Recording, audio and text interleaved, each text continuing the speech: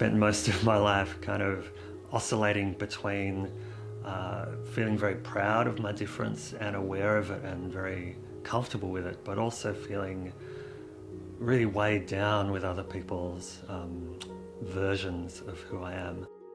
I can remember running around and singing a lot and being a happy kid, and then I can remember being in a hospital in an iron lung, being surrounded by all white faces because my parents were just too poor to be able to come to Sydney to see me.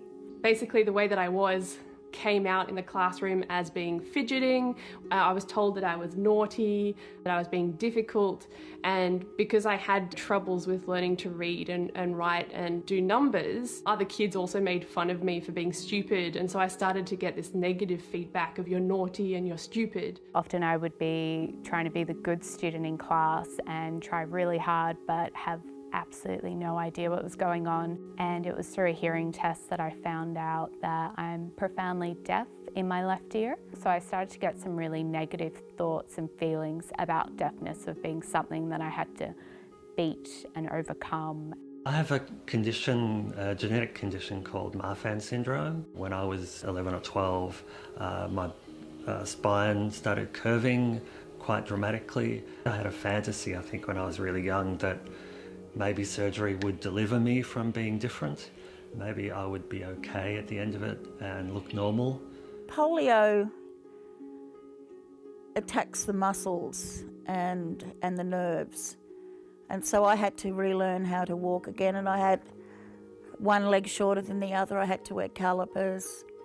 It also meant that I couldn't run or ride a bike with the other kids. To say it simply is just I'm neurodiverse, so I have sensory sensitivities that are on the autism spectrum, and that I have dyscalculia and also dyslexia. I get very overwhelmed and kind of what's called hyper-aroused by a lot of movement and a lot of noise.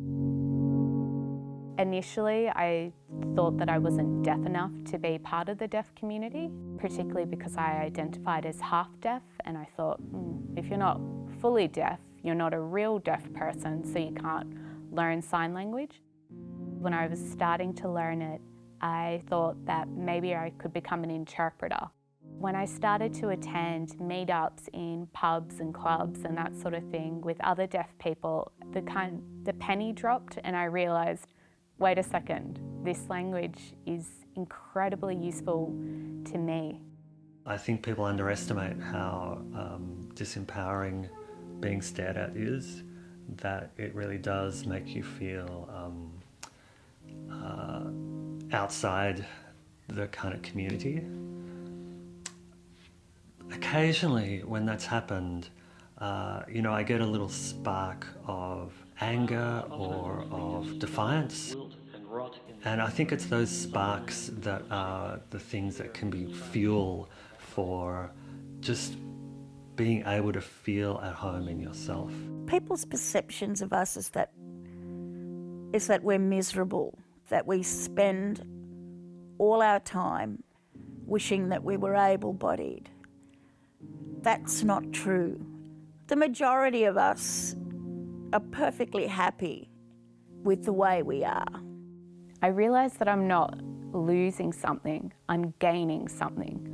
So even though my hearing is going, I'm gaining my sense of deafness and identity. The more we talk about this stuff, the more it gives people permission to get support or acknowledge what's going on and figure out how to help themselves and how to communicate that with other people, their partners or their employer, that kind of thing. I'm really aware of how diverse the whole community of disability is. It's a really beautiful, complicated, fluid community, and so it's a wonderful thing to be part of.